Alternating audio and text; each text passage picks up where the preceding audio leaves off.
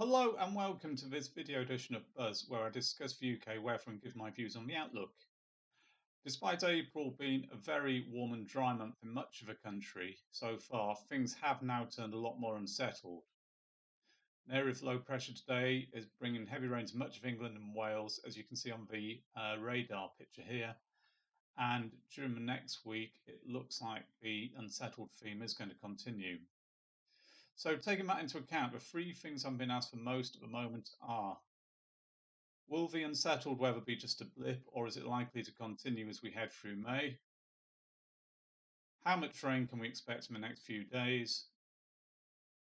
And despite the flipping conditions, could this April turn out to be the warmest on record in the UK? Okay, so I'm going to take each of those points in turn and try and provide some more information around them. So first of all, let's take a look at the medium range prospects, and I'll flip to this GEFS chart, which gives us some guidance on the likely weather conditions during the next 16 days. This particular plot is for London and southeastern England, and on the upper half it shows 850 HPA temperatures. Those are the temperatures at about 5,500 feet above sea level, and they don't vary during the day or the night, so they give us a good indication of the air mass which is over the UK, and they often give an indication of what we can expect down to ground level. So in the short term, you can see that the temperatures are just below this thick black line for much of the time. The thick black line represents a 30-year average, so it's not looking particularly warm. Then as we go through the early part of May, sort of between the 3rd and the 7th, we see a spike in upper air temperatures, and that indicates that we could see quite a significant warm up for a short time, at least in southern England. But then the temperatures dip away again through the rest of the run, and quite a wide spread develops. So a range of outcomes is possible. Some indicate very warm conditions, some of the runs indicate much cooler conditions. Taken overall, it looks pretty average. So it's a mixed picture on the temperature front. Nothing really notable showing up there just at the moment. In terms of rainfall, well, that's indicated on the lower half of the chart, and we can see that there are some rainfall spikes in the short term. As I hinted, it's quite an unsettled picture. It's not a complete washout, but expect more rain in the next few days.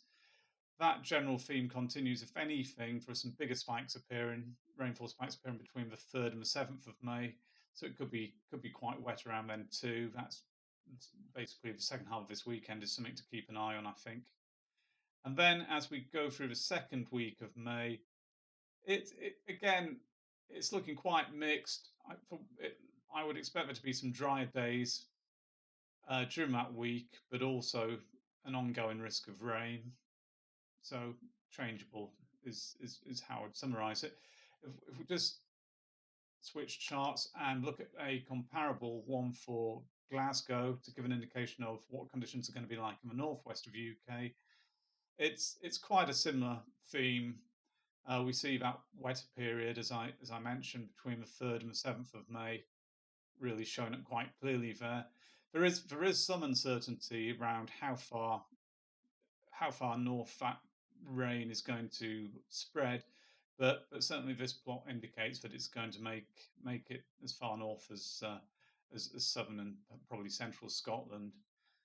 So all in all, it's quite a mixed outlook, and there's no sign of anything particularly warm and summery becoming established in the next 16 days. But these charts do have a tendency to change, so it's definitely worth keeping up to date with things in the coming days. So the second question was, how much rain can we expect? Well, I can show another plot here, which is from the GFS model, and it's showing aggregate rainfall for the next 5 days in millimeters. And you can see the wettest conditions look like being across England and Wales, where rainfall amounts of between 20 and 40 millimeters quite widely. It's pretty wet, so I think gardeners and farmers may well appreciate it, because it has been dry in the southern half of the UK particularly during the last month or so.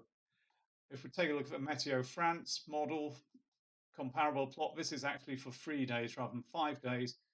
Again, the general theme is very similar to the GFS. It shows the wettest conditions in Wales and southern and possibly central England too.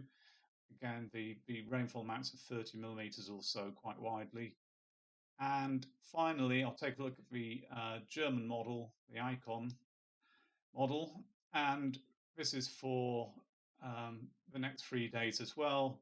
So between 6 a.m. this morning and 6 a.m. on Friday, the 1st of May. Once more, it's quite consistent with the GFS and the Mto France models, showing that rainfall of 20 to 40 millimeters is likely over much of the southern half of Britain. So it's a pretty wet picture for the southern half of the UK at least.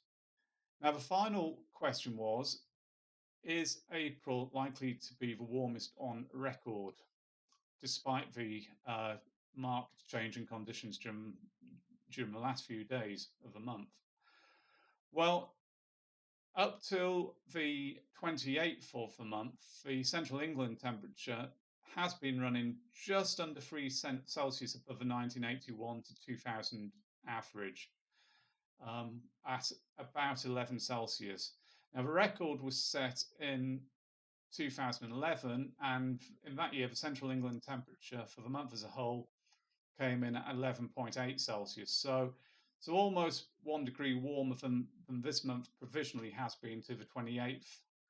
Now, having said that, sometimes the provisional data does get changed significantly, and it can be revised upwards or downwards.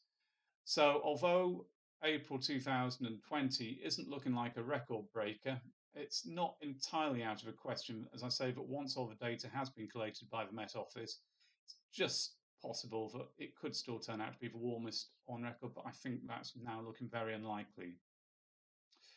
So thanks very much for watching this video, Buzz, and I hope to see you all again very soon.